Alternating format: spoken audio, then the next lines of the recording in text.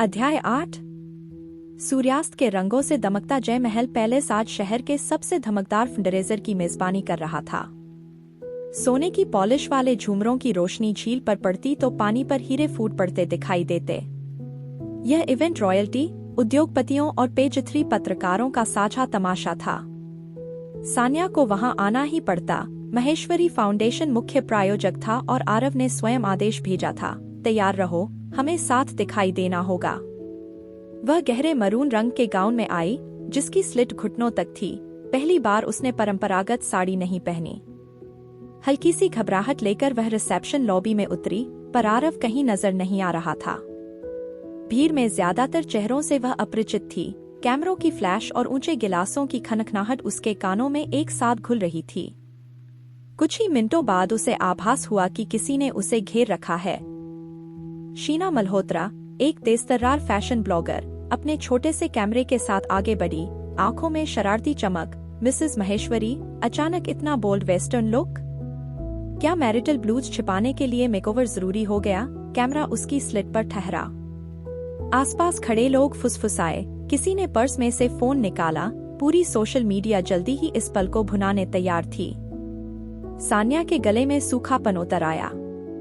यह वही पल था जब हर पत्नी अपने पति की तरफ मददभरी नजर से देखती है, लेकिन आरव अभी भी नहीं दिख रहा था। ब्लॉगर फिर बोली, सुनने में आया है सगाई की तस्वीरें अब तक आउट नहीं की गई। क्या सच में कोई कॉन्ट्रैक्ट वेडिंग हुई है? उसकी नकली हंसी ने माहौल को और कड़वा कर दिया। तुम्हें अपने शब्द वापस लेने होंगे, अचानक पीछे से एक गहरी आवाज गूंजी। भीड़ छिटक गई।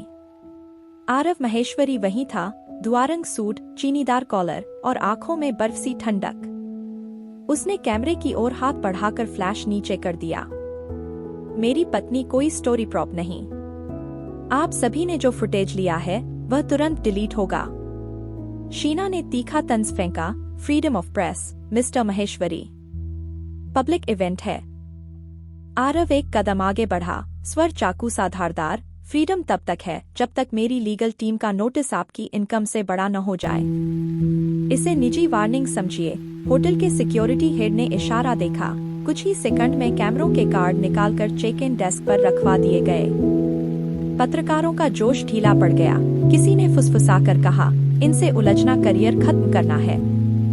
सान्या ने भीतर राहत की लहर महसूस की, पर साथ में कुछ और भी, एक गर्म, बेचैन धड़कन। कई महीनों बाद किसी ने उसे खुलकर बचाया था।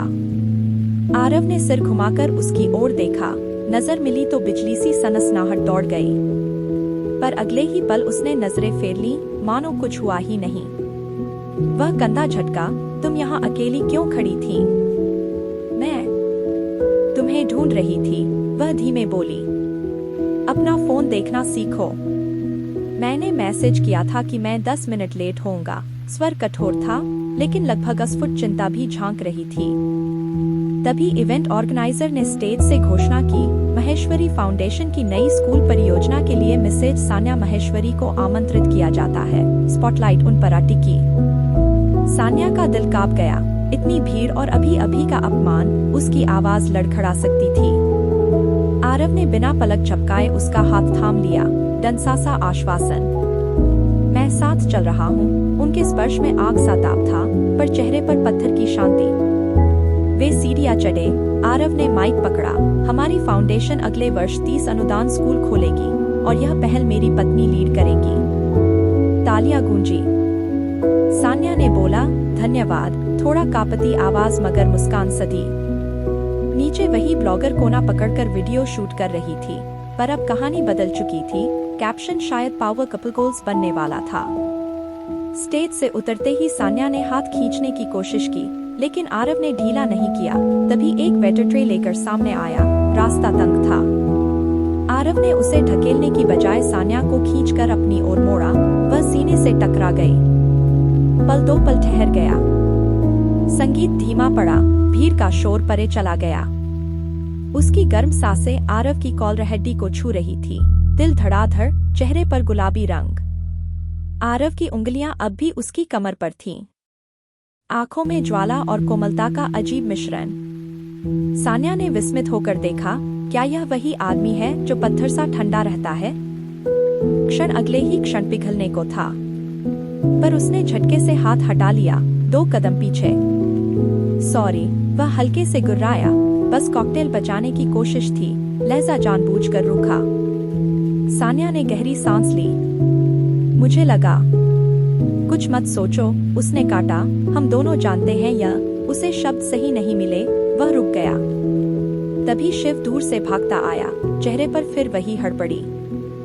भैया, बाहर पार्किंग में प्रेस फिर इकट्ठी है, पूछ रही।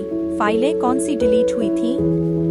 कोई लीक हुआ क्लिप उनके पास है। उसने फोन दिखाया, स्क्रीन पर धुंधली सी झलक आरव के ऑफिस की।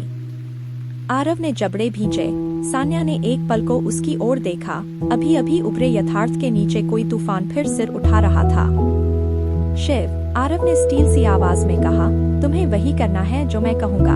अब वह दोनों की ओर झुककर कुछ तेज तेज हिदायतें बुदबुदाने लगा।